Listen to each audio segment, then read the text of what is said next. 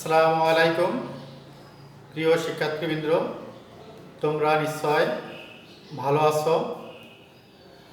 আমি ইনশাল্লাহ ভালো। এই করোনা মহামারীর মধ্যে ভার্চুয়াল ক্লাসে অংশগ্রহণ করার জন্য তোমাদের সকলকে আমি মোহাম্মদ মাহবুর রহমান, চিত্রা মহিলা ডিগ্রি কলেজের পক্ষ থেকে তোমাদের সবাইকে জানাই আন্তরিক মোবারকবাদ। শিক্ষার্থীবৃন্দ, তোমরা নিশ্চয় বোর্ডে দেখতে পাচ্ছ আমাদের পরিস্থিতিটা। আমি মাহবুর রহমান, প্রভাষক আইসিটি, চিত্রা মহিলা ডিগ্রি কলেজ, তেরোকথা, খুলনা। আজকের যে আলোচ্য বিষয় আমরা দেখতে পাচ্ছি বিশ্বগ্রামের ধারণা, অর্থাৎ আমাদের যে বইটা আছে সে বইয়ের প্রথম অধ্যায়ের প্রথম অংশটা, বিশ্বগ্রামের ধারণা, কনসেপ্ট অফ গ্লোবাল ভিলেজ। তাহলে এখানে আমরা আজকের ক্লাসে যে বিষয়গুলো শিখব সেইগুলো আমরা একটু দেখে নিই। শিখন বলে আমরা দেখছি প্রথমে আছে বিশ্বগ্রাম কি বলতে পারবে, বিশ্বগ্রামের ধারণা ব্যাখ্যা করতে পারবে, বিশ্বগ্রাম প্রতিষ্ঠার উপাদানসমূহ ব্যাখ্যা করতে পারবে, বিশ্বগ্রামের সুবিধাসমূহ জানতে পারবে, বিশ্বগ্রামের অসুবিধাসমূহ জানতে পারবে, আইওটি কি তা ব্যাখ্যা করতে পারবে। শিক্ষার্থীবৃন্দ, আমরা শিক্ষণফলগুলো দেখলাম। এখন পর্যায়ক্রমে শিক্ষণফল অনুসারে আমরা বিষয়গুলো আলোচনা করব। প্রথমে আমাদের জানা দরকার বিশ্বগ্রাম কি। তাহলে বিশ্বগ্রাম, এখানে আমরা দুটো শব্দ এখানে দেখতে পাচ্ছি, গ্লোবাল ভিলেজ, যাকে ইংরেজিতে বলা হয় গ্লোবাল ভিলেজ। গ্লোবাল শব্দের এখানে অর্থ হচ্ছে বিশ্ব, আর ভিলেজ শব্দের অর্থ গ্রাম, বিশ্বগ্রাম। দুইটার সমন্বয়ে এখানে বিশ্বগ্রামটা আমরা দেখতে পাচ্ছি। তাহলে গ্রাম বলতে সাধারণত আমরা যা বুঝি, একটা নির্দিষ্ট এলাকার নির্দিষ্ট আয়তনের, স্বল্প আয়তনের সীমাবদ্ধ কিছু ঘরবাড়ির সমন্বয়ে তৈরি হয় একটি গ্রাম। এই গ্রামে যেহেতু একটা নির্দিষ্ট সীমানা থাকে, এই সীমানাটা বেশি বড় নয়, তাই গ্রামে বসবাসকারী সকল মানুষ সকলকে চেনে। কারোর কোনো সমস্যা হলে সবাই সেটা জানতে পারে। কেউ কোনো কিছু অর্জন করলে সে অর্জন সম্পর্কে সকলেই আমরা অবহিত হতে পারি, একে অপরের সুখ দুঃখের সাথী হতে পারি। আর এ হতে পারি কী কারণে? কারণ আমরা সংবাদগুলো জানতে পারি, এই কারণে আমরা তার সাথী হতে পারি। অনুরূপভাবে কয়েকটি গ্রাম নিয়ে তৈরি হয় একটি উপজেলা বা জেলা, এবং কয়েকটি জেলা মিলে তৈরি হয় একটি বিভাগ বা অঞ্চল, এবং কয়েকটি বিভাগ মিলে তৈরি হয়ে থাকে একটা দেশ। অনুরূপভাবে ভৌগোলিক অবস্থানের মধ্যে অসংখ্য দেশ মিলে তৈরি হয় সেটাকে বলা হয় বিশ্ব। তা আমরা বিশ্বটাকে আজকে আমরা বলছি বিশ্বগ্রাম। বিশ্বগ্রাম বলার পিছনে অবশ্যই যুক্তিযুক্ত কারণ রয়েছে।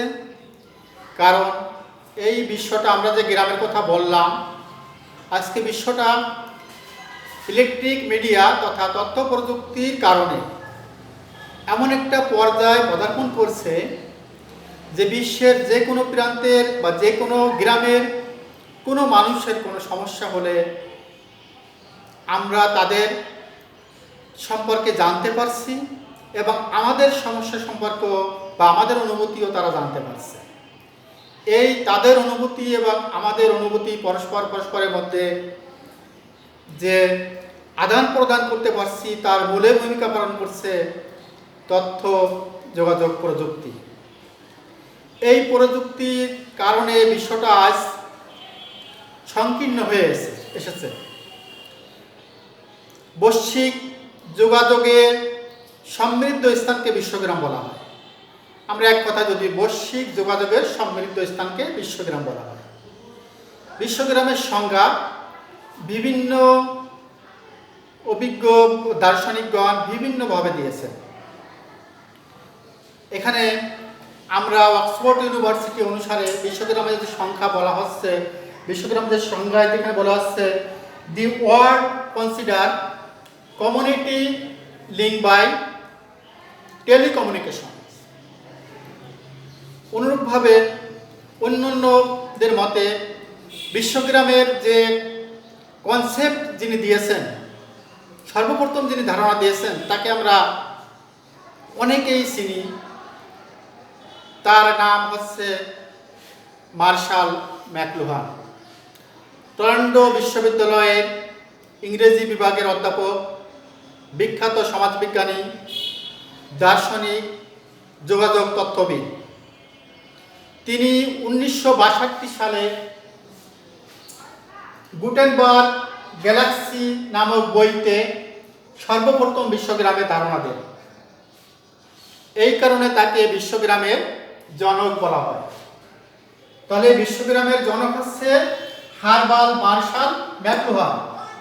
তিনি যে বইটা লিখেন 1962 সালে, সেটা হচ্ছে দি গুটেনবার্গ গ্যালাক্সি।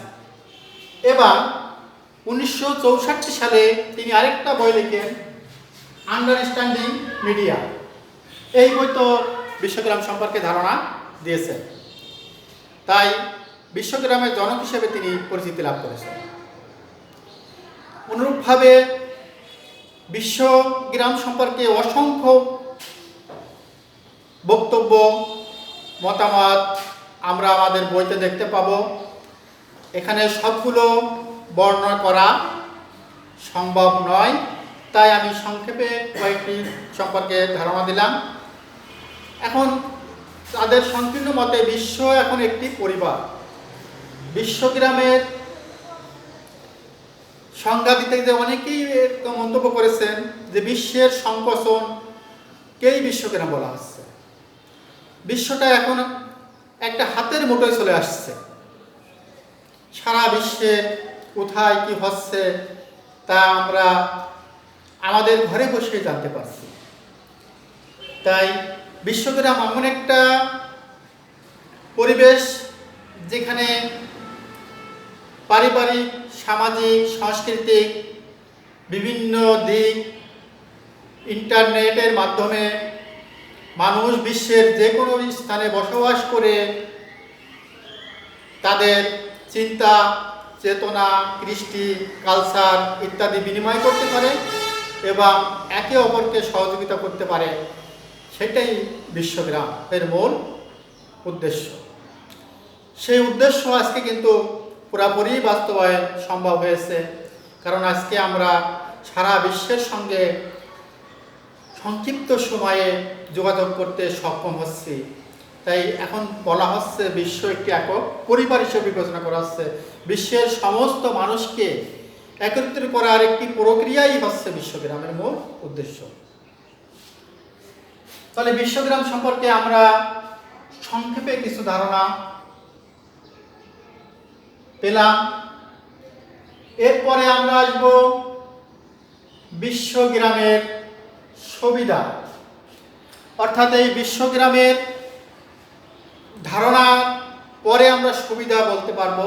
তা সুবিধার আগে আমি আরেকটু বিষয় বলবো যে এই বিশ্বগ্রামের যাত্রা শুরু হওয়ার পিছনে কিছু কারণ রয়েছে।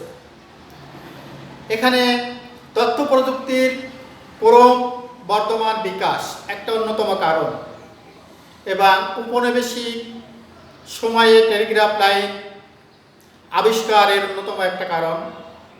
টেলিগ্রাফ লাইন আবিষ্কারের মাধ্যমে বিশ্বের বিভিন্ন স্থানে যোগাযোগ সৃষ্টি হয় সেখান থেকে, এবং বিংশ শতাব্দীর মাঝামাঝি সময়ে কম্পিউটার আবিষ্কার হয় এবং 1969 সালে আমেরিকান প্রতিরক্ষা দপ্তরের উদ্যোগে আরপানেট নামক প্রকল্পের মাধ্যমে ইন্টারনেটের যাত্রা শুরু হয়। এই ইন্টারনেট প্রথমে 4টি বিশ্ববিদ্যালয়ের মধ্যে সংযোগ স্থাপন করলেও পরবর্তীতে বিশ্বব্যাপী ইন্টারনেটের জয়যাত্রা আজ আমরা দেখতে পাচ্ছি। দ্বিতীয়ত, বিশ্বের বিভিন্ন কেন্দ্রের বাইরে বিভিন্ন অঞ্চলে বিভিন্ন সংস্থার প্রতিনিধিগণ তাদের বিভিন্ন কৌশল এবং পলিসি বাস্তবায়নের জন্য বিভিন্ন দেশে যোগাযোগ স্থাপন করে। এর মাধ্যমে বিশ্বগ্রামের যে যাত্রা অনেকটা প্রসারিত হয়। এই বিশ্বগ্রামের মেরুদণ্ড হিসেবে ইন্টারনেটকেই অভিহিত করা হয়, কারণ ইন্টারনেট ছাড়া এই বিশ্বগ্রামকে কল্পনা করা যায় না। তাই আমরা এখানে দেখব যে বিশ্বগ্রামের সুবিধাগুলো বলতে গেলে 1 নম্বরে বলতে হবে ইন্টারনেটের সংযুক্তি। তাহলে এই ইন্টারনেট ব্যবস্থার কারণেই কিন্তু বিশ্বগ্রাম আজকে এত জনপ্রিয়তা অর্জন করতে সক্ষম হয়েছে। তাই আমরা সংক্ষেপে কিছু বিষয় দেখব যে বিশ্বগ্রামের সুবিধা সম্পর্কে। এই বিশ্বগ্রামের কারণে আজকে আমরা ঘরে বসে বিভিন্ন দেশের তথ্য জানতে পারছি। বিশ্বগ্রামের কারণেই আমরা ঘরে বসেই বড় বড় বিশ্ববিদ্যালয়ের বড় বড় লাইব্রেরির বিভিন্ন তথ্যমূলক বইগুলো আমরা সংগ্রহ করে আমাদের চাহিদা পূরণ করতে সক্ষম হচ্ছি। এই বিশ্বগ্রামের সুফলেই আজ ঘরে বসে আমরা অনলাইন কেনাকাটা সুবিধা অর্জন করতে পারছি। এই বিশ্বগ্রামের মাধ্যমেই সরকার তার প্রশাসনিক বিভিন্ন কর্মকাণ্ডের মধ্যে, বিভিন্ন সংস্থার মধ্যে, বিভিন্ন প্রশাসনিক বিভিন্ন ডিভাইডেশনের মাধ্যমে এখানে সংযোগ স্থাপন করতে পারছে এবং সংযোগ স্থাপনের মাধ্যমে, সমন্বয়ের মাধ্যমে তারা সুষ্ঠুভাবে রাষ্ট্র পরিচালনায় সক্ষম হচ্ছে। এখানে বিশ্বগ্রামের সুবিধা বলতে গেলে আমরা বলতে পারি এখানে আমরা দ্রুত সময়ে বিশ্বের যে কোনো স্থানের সাথে যোগাযোগ করে আমাদের চাহিদা পূরণ করতে পারছি এবং এখানে ন্যানো টেকনোলজির মাধ্যমে বৃহৎ জিনিসকে সংক্ষিপ্ত বা ক্ষুদ্র আকৃতির রূপ দিতে পারছি।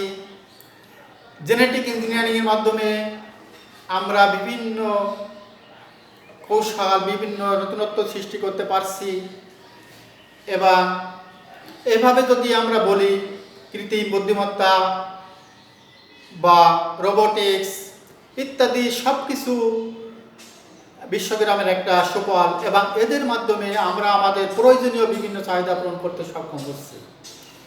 বিশ্বগ্রামের সুবিধা বলে শেষ করা যাবে না, কিন্তু সংক্ষিপ্ত সময়ে তাই অনেক কিছু বলা সম্ভব নয়।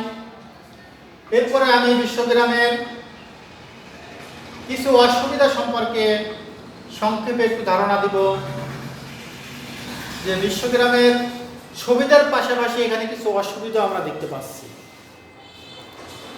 এই বিশ্বগ্রামের মূল যে জিনিসটা বললাম ইন্টারনেট, সেই ইন্টারনেট ব্যবহার করে আজ আমরা অনেক সময় উপকারের পাশাপাশি অপকারেরও শিকার হচ্ছি, অর্থাৎ ক্ষতির সম্মুখীন, সুবিধা ভোগ করছি আবার ক্ষতিও আমাদের কারণ হয়ে দাঁড়িয়েছে, আমার জীবনকে অনেক সময় অতিষ্ঠ করছে। এই বিশ্বগ্রাম সম্পর্কে বলতে গেলে আমরা বলতে পারি ইন্টারনেটের মাধ্যমে বিভিন্ন তথ্য হ্যাক করে নেওয়া হচ্ছে, এতে গোপনীয়তা নষ্ট হচ্ছে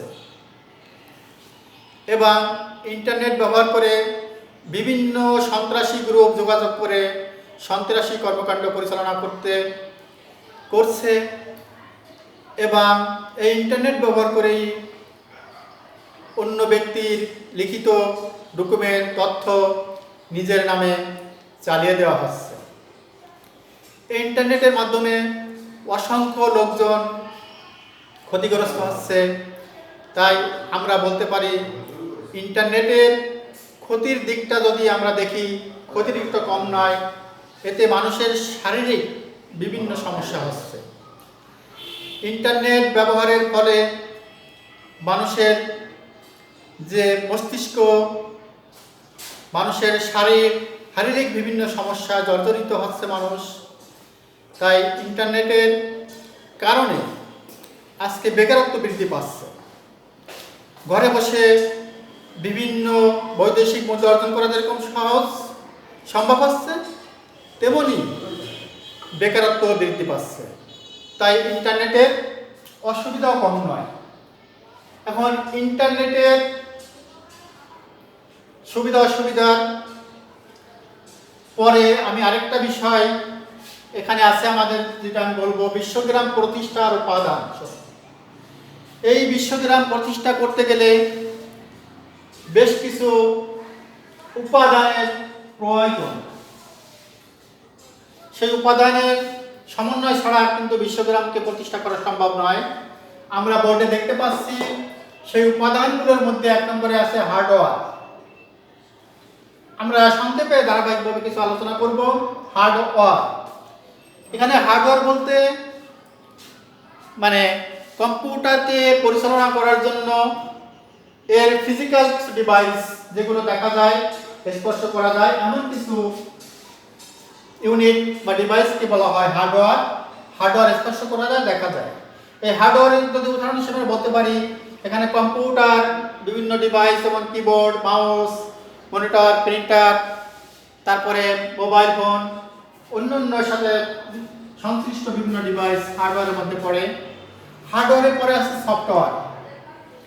সফটওয়্যার হচ্ছে কর্মকৌশল, কোনো কাজ করার পদ্ধতি বা কৌশলকে বলা হয় সফটওয়্যার। তাহলে এই কম্পিউটারকে দিয়ে কাজ করতে গেলে এখানে বিভিন্ন সফটওয়্যারের সমন্বয়ে কাজগুলো করতে হয়। অপারেটিং সফটওয়্যার আছে এর মধ্যে, তারপরে ব্রাউজিং সফটওয়্যার আছে, কানেক্টিভিটি বা কমিউনিকেটিং সফটওয়্যার আছে, বিভিন্ন প্রোগ্রামিং ল্যাঙ্গুয়েজের মাধ্যমে এইগুলো কম্পিউটার পরিচালনায় সাহায্য করে থাকে। এরপরে 3 নম্বরে আছে হিউম্যান ক্যাপাসিটি, অর্থাৎ হার্ডওয়্যার সফটওয়্যারের পরে দক্ষ মানব শক্তি প্রয়োজন। দক্ষ মানব শক্তি না থাকলে সফটওয়্যার তৈরি করা সম্ভব নয় এবং কম্পিউটারকে সুস্থভাবে পরিচালনা করে সমস্যাগুলো সমাধানও সম্ভব নয়। তাই হিউম্যান ক্যাপাসিটি, দক্ষ মানব শক্তি একান্ত প্রয়োজন বিশ্বগ্রাম বাস্তবায়নে। এরপরে আমরা বলবো বিশ্বগ্রাম বাস্তবায়নের ক্ষেত্রে আরেকটা জিনিস গুরুত্বপূর্ণ ভূমিকা পালন করে, সেটা হচ্ছে ডাটা বা ইনফরমেশন। আমরা জানি ইনফরমেশন বা তথ্যের পূর্ব অবস্থা হচ্ছে ডাটা। ডাটাগুলো অগোছালো, এলোমেলো অবস্থায় থাকে এবং এর দ্বারা কোনো পূর্ণ অর্থ অর্জন করা সম্ভব নয়। এগুলোকে সুসজ্জিত করার পরে এই অর্থবোধক রূপ লাভ করে। তাই ডাটার পূর্ণাঙ্গতা পায় ইনফরমেশনের মাধ্যমে, তথ্যের মাধ্যমে। ডাটাগুলোকে সুশৃঙ্খলভাবে সাজানোর পরে আমরা তথ্য পাই এবং পূর্ণাঙ্গ ধারণা পাই, যেটাকে আমরা নলেজ হিসেবে আখ্যায়িত করে থাকি। ডাটার পরে আরেকটা জিনিস এখানে আছে ইন্টারনেট কানেক্টিভিটি, অর্থাৎ আমাদের সব কিছু আছে। আমি যে 4টে জিনিসের কথা বললাম, আমাদের সবই আছে, কিন্তু যদি আমাদের কানেক্টিভিটি, ইন্টারনেট না থাকে, তাহলে কিন্তু আমরা এই তথ্যগুলো দিয়ে, উপরের যে বিষয়গুলো দিয়ে আমরা কোনো কাজই করতে পারবো না। সব কিছুর মূলে রয়েছে ইন্টারনেট কানেক্টিভিটি। ইন্টারনেট কানেক্টিভিটির মাধ্যমেই এই তথ্যগুলো আমরা একে অপরের মধ্যে আদান প্রদান করতে পারি এবং আমাদের যে মূল উদ্দেশ্য, বিশ্বগ্রামের যে মূল উদ্দেশ্য, সেই উদ্দেশ্যগুলো বাস্তবায়ন করতে পারি। তাই ইন্টারনেটকে বিশ্বগ্রামের মেরুদণ্ড এই কারণেই বলা হয়েছে যে আমাদের সব কিছু আছে কিন্তু কানেক্টিভিটি নাই, তাহলে কিন্তু আমরা সব কিছুই অচল। তাই এখানে অন্যতম একটা উপাদানের মধ্যে ইন্টারনেট কানেক্টিভিটি রয়েছে। ইন্টারনেট কানেক্টিভিটির পরে আমরা আরেকটা জিনিস সম্পর্কে একটু ধারণা নিব। আমরা শিখন বলে দেখতে পাচ্ছি আইওটি। আইওটি কি? Internet of things. আইওটিকে যেটা বাংলায় বলা হয় ইন্টারনেট অফ থিংস। বর্তমান বিজ্ঞান প্রযুক্তিকে সাড়া দিয়েছে, নাড়া দিয়েছে এই আইওটি। অষ্টাদশ শতাব্দীকে বলা হতো শিল্প বিপ্লবের যুগ, বিংশ শতাব্দীকে বলা হয় তথ্য বিপ্লবের যুগ এবং একাবিংশ শতাব্দীকে বলা হতে পারে বা বলা হবে, যেটা ধারণা করা হচ্ছে সেটা হচ্ছে আইওটি বিপ্লবের যুগ। এই আইওটি বিপ্লবের যুগে আমরা একবিংশ শতাব্দীতে পদার্পণ করব বলে সবার ধারণা। ইন্টারনেটের সাথে সংযুক্ত ফিজিক্যাল ডিভাইসগুলোর সম্পৃক্ততার মাধ্যমে যে স্বয়ংক্রিয় যোগাযোগ ব্যবস্থা গড়ে ওঠে তাকে বলা হয় আইওটি। অর্থাৎ ইন্টারনেটের সাথে স্বয়ংক্রিয়ভাবে যে সমস্ত ডিভাইসগুলো ফিজিক্যাল যুক্ত হয় এবং যুক্ত হয়ে যে যোগাযোগ ব্যবস্থা সৃষ্টি করে সেটাকে বলা হচ্ছে আইওটি বা ইন্টারনেট অফ থিংস। এই ইন্টারনেটে সংযুক্ত ডিভাইসগুলোর সংখ্যা বর্তমানে বিংশ শতাব্দীতে ২৫০০ কোটির মতো হলেও অনেকের ধারণা এটা অদূর ভবিষ্যতে ১০,০০০ কোটিও ছাড়িয়ে যেতে পারে, কারণ প্রতিনিয়ত এর কানেক্টিভিটি বৃদ্ধি পাচ্ছে। আর এই আইওটি এর ভিত্তি রচনা হয়েছে কয়েকটি ঘটনাকে কেন্দ্র করে, যেরকম ইন্টারনেটের মাধ্যমে মানুষের সাথে মানুষের যোগাযোগের মাধ্যমে এটা রচিত হয়। এর ভিত্তিটা মানুষের সাথে বিভিন্ন জীবজন্তু বস্তুর যোগাযোগ এবং অবজেক্টের জন্য ইন্টারনেটের মাধ্যমে বিভিন্ন যোগাযোগ ব্যবস্থা। এই ইন্টারনেট পরে যে আইওটির কথা আমরা বলছি, আইওটির যে উপাদান, আইওটি বাস্তবায়নের উপাদান, আইওটি বাস্তবায়ন করতে গেলে আমাদের কয়েকটি জিনিসের সমন্বয়ের প্রয়োজন আছে। সেই জিনিসগুলো সম্পর্কে বা উপাদান সম্পর্কে আমি সংক্ষিপ্ত আকারে কিছু ধারণা দিব, যে আইওটিটা যে জিনিসের পরে বাস্তবায়ন করা সম্ভব হয়। এখানে দেখো, আমরা এখানে বোর্ডে দেখতে পাচ্ছি ১ নম্বরে আছে সেন্সর। সেন্সরটা হচ্ছে একটি বৈদ্যুতিক ইউনিট বা ডিভাইস, যা ডিজিটাল ডিভাইসের সাথে যুক্ত হয়ে বিভিন্ন তথ্য সংগ্রহ আহরণ করে এবং সেই আহত তথ্য অন্য ডিজিটাল ডিভাইসের আউটপুট রূপে প্রেরণ করে। এটিকে বলা হয় সেন্সর। তাহলে এই আইওটি বাস্তবায়নের অন্যতম হচ্ছে সেন্সর।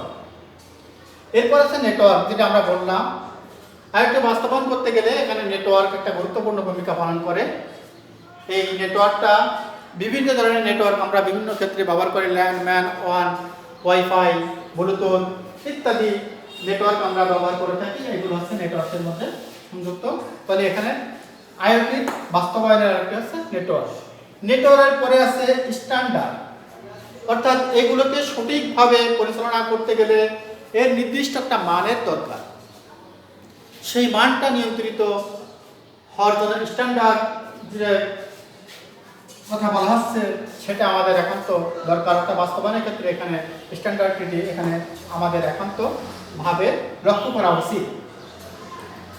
এরপরে যেটাকে বলা হচ্ছে ইন্টেলিজেন্ট অ্যানালাইসিস। আইওটি বাস্তবায়ন করতে গেলে আরেকটা উপাদান যেটা সেটা হচ্ছে ইন্টেলিজেন্ট অ্যানালাইসিস। ইন্টেলিজেন্ট অ্যানালাইসিসের পরে আছে ইন্টেলিজেন্ট অ্যাকশন। ইন্টেলিজেন্ট অ্যাকশনটা হচ্ছে এখানে M to M, machine to machine. তারপরে এখানে মেশিনের মাধ্যমে মেশিনের যে কাজ করে। তারপরে M to H, machine to human. অর্থাৎ এই সমস্ত পদ্ধতিগুলোকে অবলম্বন করেই আইওটি বাস্তবায়ন হয়ে থাকে।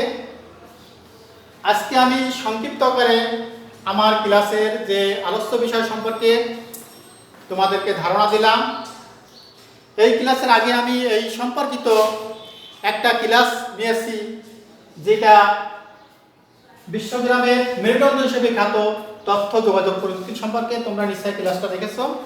যারা না দেখেছো তারা আমাদের ইউটিউব চ্যানেল সার্চ দিয়ে ক্লাসগুলো দেখবে, কারণ ক্লাসগুলোর মধ্যে ধারাবাহিকতা রয়েছে। আগের ক্লাসটা তুমি যদি না দেখো তাহলে পরের ক্লাসটা তোমার ভালোভাবে বুঝতে পারবে না, সমস্যা হবে। তাই ক্লাসগুলো সঠিকভাবে ধারাবাহিকভাবে তোমরা দেখবে, তাহলে আমি আশা করি যে ক্লাসগুলো আমরা যে উদ্দেশ্যে করাচ্ছি সেই উদ্দেশ্য আমাদের সফল হবে। আজকের আমি আর আলোচনা বাড়াতে চাচ্ছি না। তোমরা সবাই সুস্থ থাকো, ভালো থাকো, মাদক দ্রব্য থেকে দূরে থাকো। এই বলে আমি আজকের ক্লাস এখানেই শেষ করছি। সবাইকে ধন্যবাদ। আল্লাহ হাফেজ।